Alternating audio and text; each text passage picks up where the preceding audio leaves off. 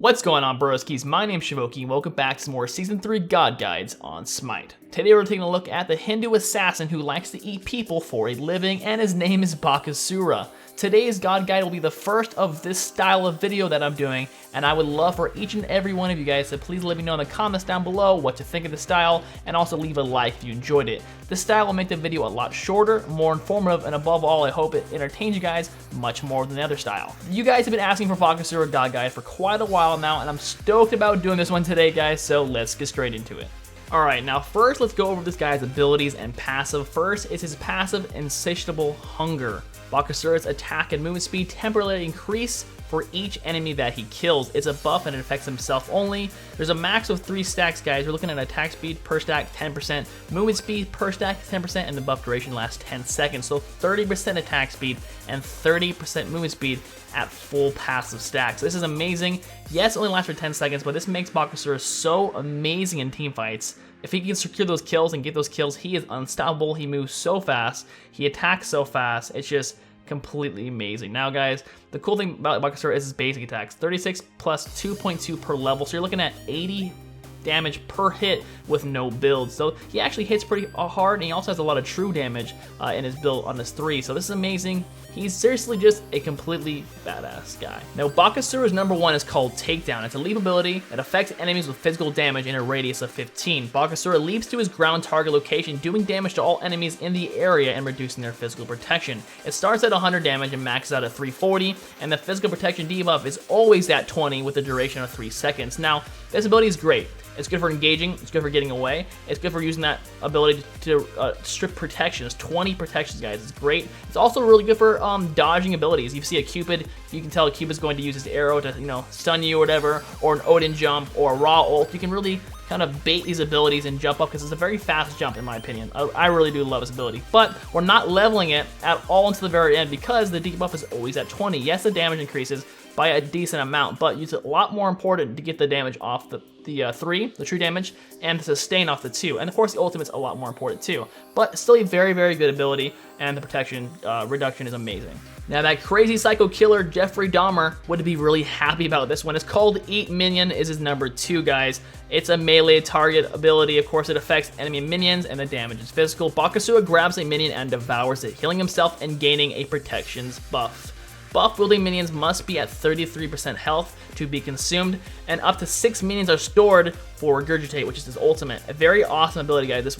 This is really. So the heal, guys, starts at 70 and maxed out at 270. So the increase on the heal is pretty big. 70, 120, 170, 200, and 270 at the end. The protections is amazing, guys. 10, 15, 20, 25, 30, and the protections duration's 10 seconds. So in the middle of a fight, guys, if you're surrounded by minions, you can grab 1 minion mid-fight. You're gaining, probably early mid-game, about 15 to 20 protections, plus you're getting healed for 170 to 220 area. It's just a really great thing to have, guys. And the best part about it is it stores, you actually have to do this because it stores it for your ultimate. So really good ability. My main thing about this one is it's also very good for stealing objectives or really securing them fast. The mid camps are really easy to steal. Once it's down to a decent amount of health, eat it up. You can also steal the gold theory. I'm correct. If I think I am, hopefully I'm not wrong. Let me know. But you can also steal buff camps very, very fast. So you jump over there, jump on the thing, boom, eat the minion, and get the hell out of there. So it's a very cool thing. I love this ability, and I'm sure Jeffrey Dahmer does too. Butcher Blades is Bakasura's number 3, and this ability is so sexy, guys. It's a buff ability, affects himself, and the damage is true, which is just amazing. Bakasura passively gains physical power. When activated, he gains an additional true damage on each strike for the duration. Now, the passive physical power starts at 10 and it maxes out at 30, guys. So I think everyone in the whole world levels his ability first because you're getting 30 power early game, guys. 30 power at max rank early game. The true damage, guys, starts at 10 and maxes out at 70. So when you pop this early game with, your Hakes of Vitalis or just your overall build, you're sticking to them like white on rice, and you are just messing them up. And the duration is for 6 seconds, my friend. 6 seconds. The cooldown is around 10 seconds, 11 seconds, I think 12, about 11 after my build personally. But still a very, very amazing ability. I love it. My main thing about this one, guys, you pop your ultimate, you put your blades right after that, and they're just shredded to pieces. It also really helps you the true damage is such a huge spike of damage. You have to level this first. There's no option. I mean, you could go your 2, but Butcher Blades is the way to go, my friends. Definitely. Now, Bakasura's ultimate is kind of like me with tequila. I throw up everywhere, minions come out of my stomach, and it kills everyone. It's crazy, but it's called Regurgitate, and it's a ground target ability. It affects enemies with a radius of 25. Bakasura regurgitates all the tequila in his belly, which are actually minions, and it affects the ground target location. It slows them, and it cripples enemy players. Bakasura's basic attacks become a cone attack, and he's immune to crowd control effects for a short duration. Yeah, it's a lot of things coming at once, guys. 35% slow max level, starts at 15.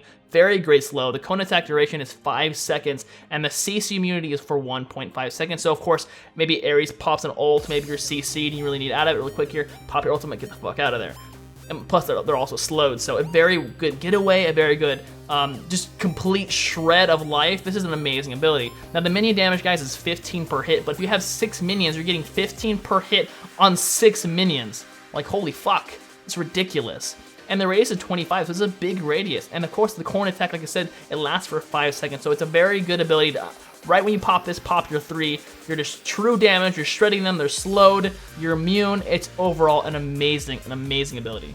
Now, I apologize for the giant square in the middle of the screen, but this is my typical Bakasura build. I always start, no matter what, with Eat Minion as my first ability, guys. Very important to get that heal, get those protections, and also start building towards Regurgitate at level 5. If you can have 6 minions in your belly at level 5, you are all set for a full loaded Ultimate of Doom, guys. Full belly full of tequila, kicking everyone's ass, nothing wrong with that. Now, I always level the Butcher Blades first, guys, very important for the true damage, and of course, just the overall power, and Eat Minion, of course, second. Now I'm working on take down third, and then Regurgitate last. There's nothing wrong with going with the ultimate third and then take down last, but personally I enjoy the damage on the 1 and the ultimate. You know, there's not too much of an increase on there, but guys, I would love to hear your guys' opinion, your builds, your questions, your comments in the comments down below. Please leave it there, guys. I would love to chat about Bakasura.